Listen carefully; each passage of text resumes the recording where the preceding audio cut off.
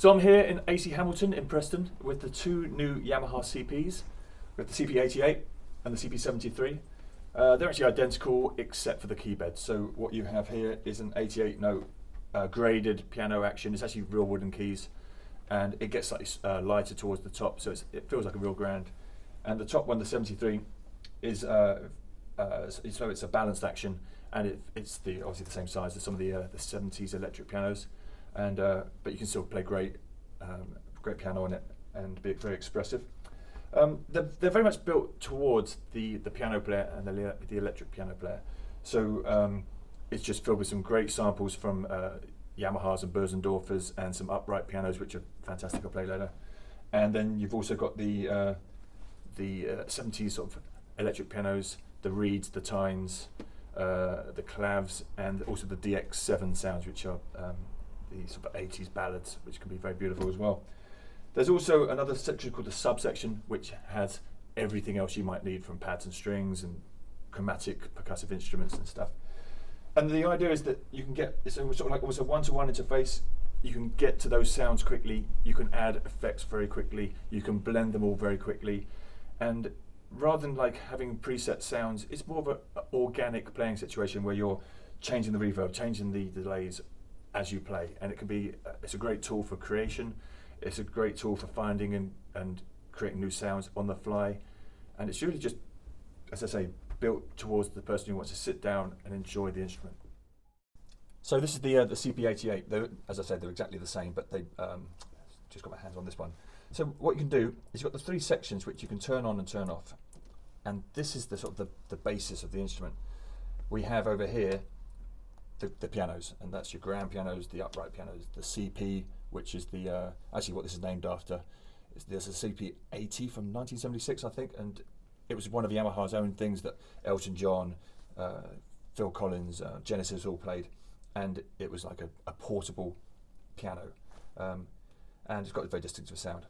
And then we move on to the electric pianos, which I'm not sure if I'm allowed to say what they are, but RD, WR, clav, DX. You can understand what they might be. You've got your tined instruments, your reed instruments from the 60s, the clavinet type sound, and the DX7, Yamaha's own digital electric pianos.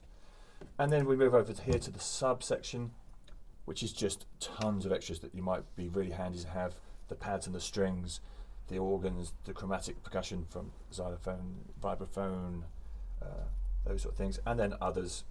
And for example, this is going to be synth lead, a couple of synth leads, synth bass, electric bass, acoustic bass, guitars, just things that you might need on a performance.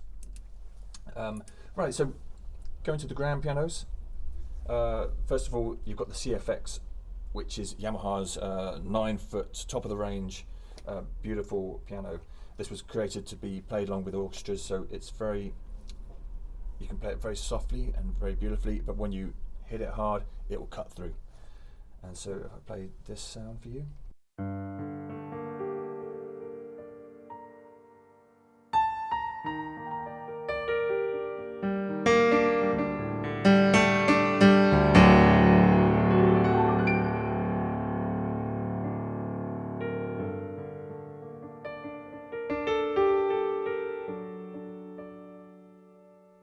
As you can hear, it's very expressive.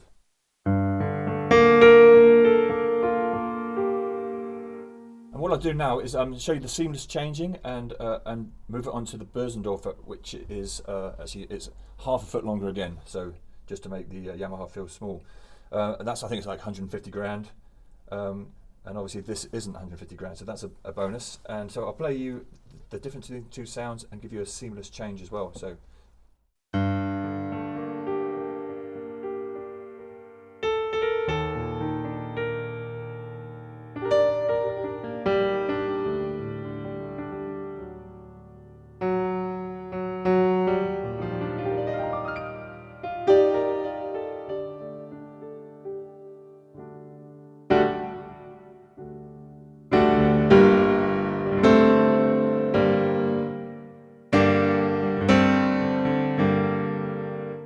So they're the first two pianos in here. They're both beautiful, actually. And so the next one we have here is an S700, which was a sound from the Yamaha S90ES, actually, which I've got at home. And this was a very popular sound which people wanted to bring back. It's good because it's thin. So if you listen to the difference between, say, the Bösendorfer and then this other sound, you can just fit it in the mix. You can play along with bands, and it doesn't take up too much of the mix. So you're not annoying the guitarist too much. So, for example, here's the Imperial again.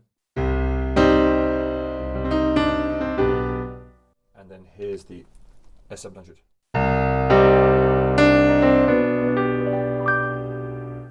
So as you can hear, it's a thinner sound which can be really handy in the studio as well.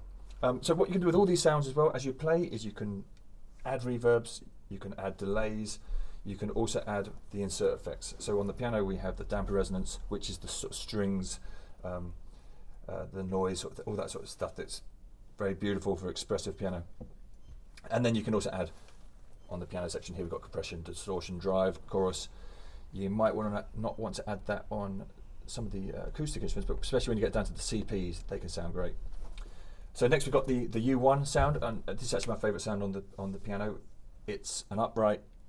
U1 is a Yamaha U1, and this one has been sampled where someone's obviously tuned it, they've moved it into a room, and then they've just left it for a while. So it's got a lived-in feel. So it's slightly out of tune at the bottom, which I love. So.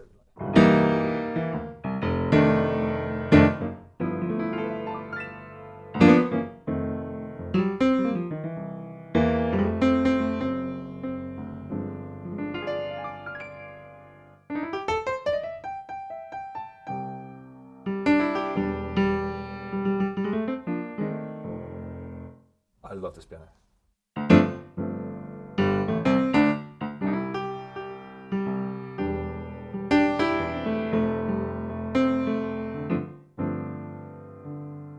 Add some reverb, add too much.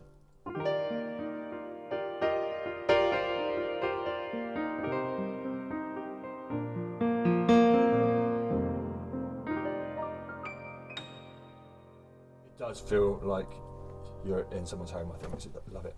The next one they have is the SU7, which is Yamaha's top of the range upright. So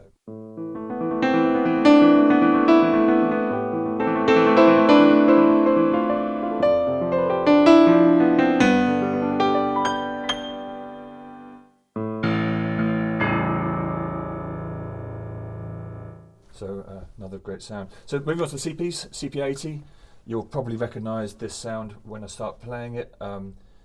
Again, this is one that lends itself more to the insert effects. So I'll bring in some chorus as we start playing, and just show you how you can affect these sounds on the fly. So here we go.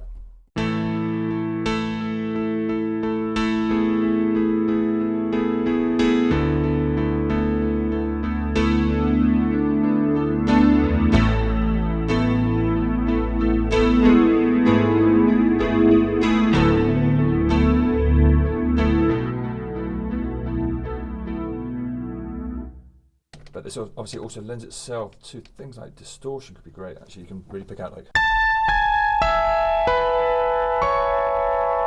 I think are great sounds. Also there's a few CPs, a couple of CPs. They got some layered pianos, but you'll have heard those before.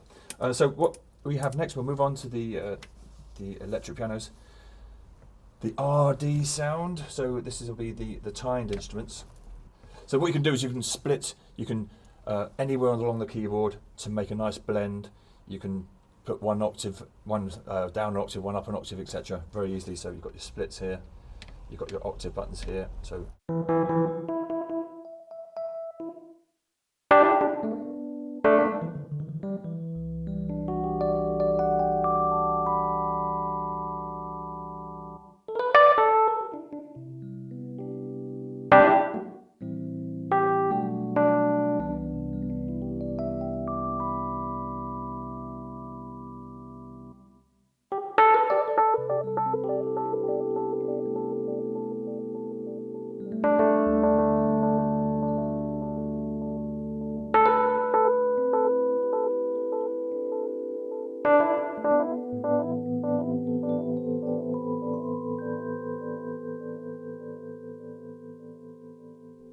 as I was playing there, I added in some tremolo, I added in some delay, and it's just so easy to get to really quickly. Again, I can add drive. Now this is where you start getting the real thing from the RD instruments when you're putting it through a twinned amp, that you can get the that's a tiny little bit of drive.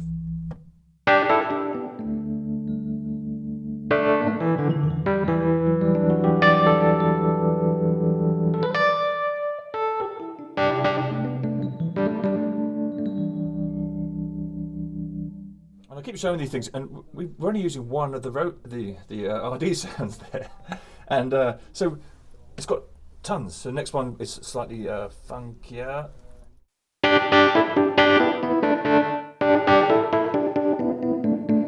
And actually there's one here further on, which is, I think it's a felt hammered one.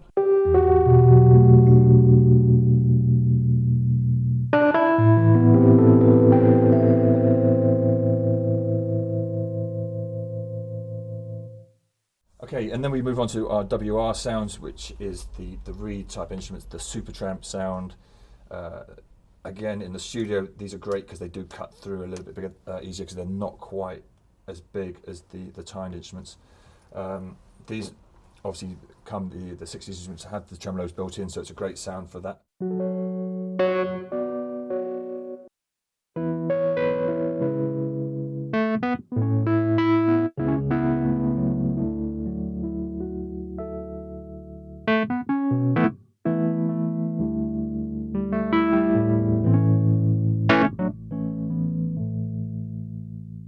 And you'll have a few of these. And then you've got your clav type sounds. Sort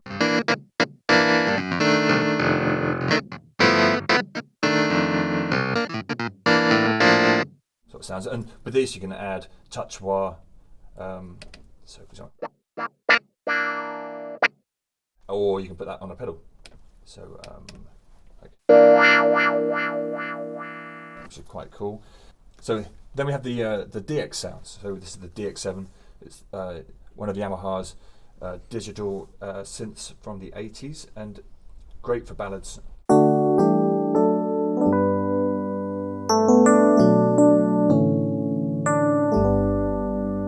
But this lends itself a lot to the chorus sort of effects. So here's the difference now.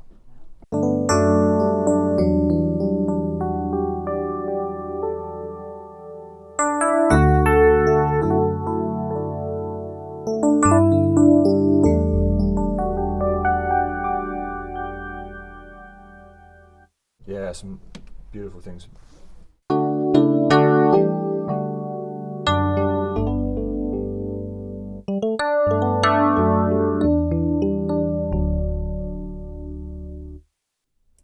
Okay, and then in our third section, the subs. So this is just some really handy things that you might help you in your performance.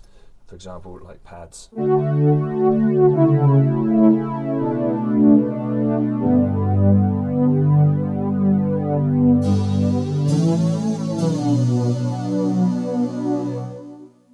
And strings.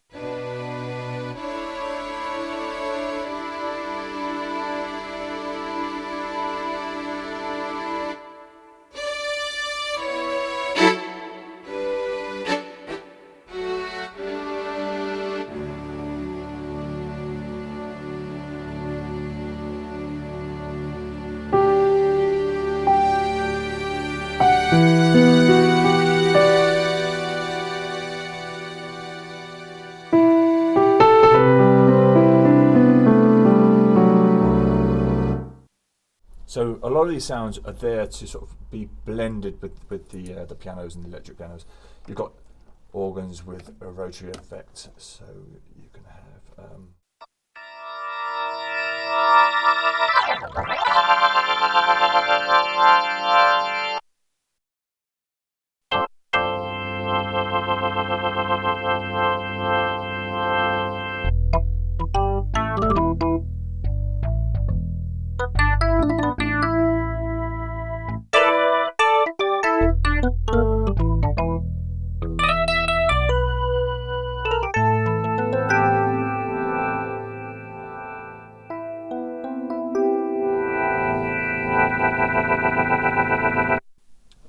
was showing you there, that's with a DX. I wanted it on the roads, so it would have been better. And then so the chromatic type instruments, the glocks, the vibraphones, the xylophones, sort of.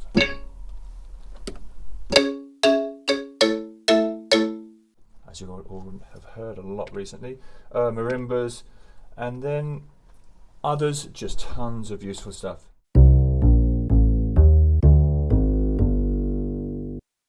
An acoustic bass. So I'll just show you very quickly what you can do with the split. So let's put that in just the left hand, and let's make the split point down here somewhere. And then let's make a piano, and let's put an upright piano at the top. And I think we're probably away.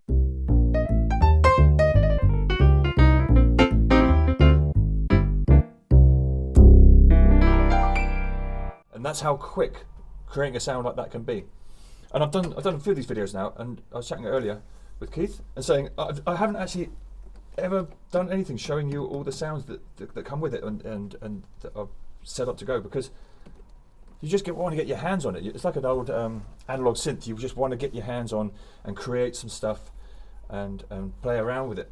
But there are just tons of sounds already in here.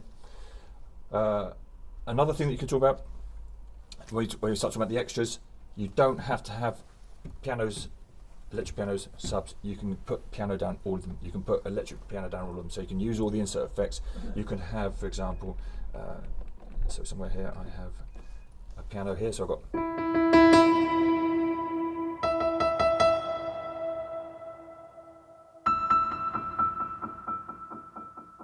So that means that then you can start having.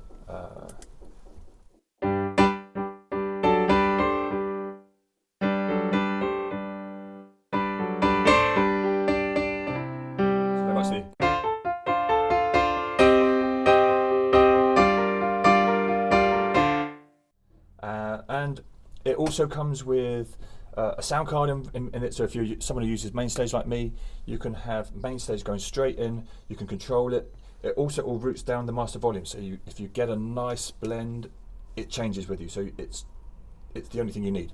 Computer, one USB, and then that also links to your DAW, like your Logic or Cubase, and you can record in with your MIDI and your audio immediately. It's got another couple of inputs in if you had another synth that you wanted to put through it. And so it's a very versatile instrument if you do want to get involved in it down over here, but obviously you don't have to. It's mainly about just getting your hands on what feels like a living instrument.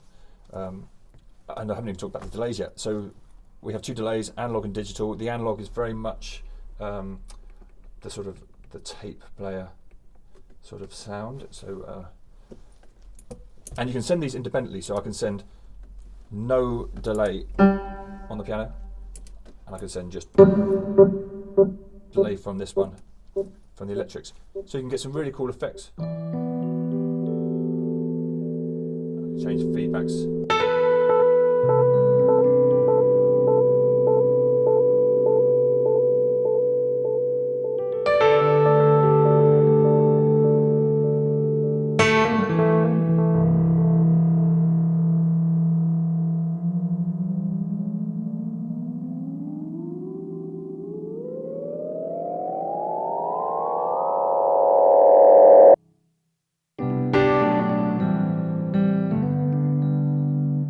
And then you also have a digital delay, which can be great actually, because you can always then start looping.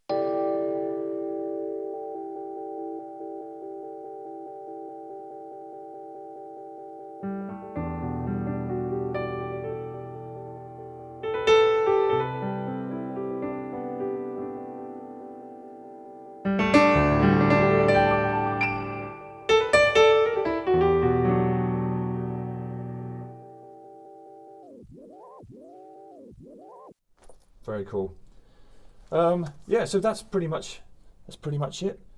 As I say, you can get down and dirty and get into the programming, and it becomes a master keyboard with 4 different zones. You can change the pitch bend wheel only works on certain things. For example, I could say I don't want it to affect the piano, but I do want it to affect this.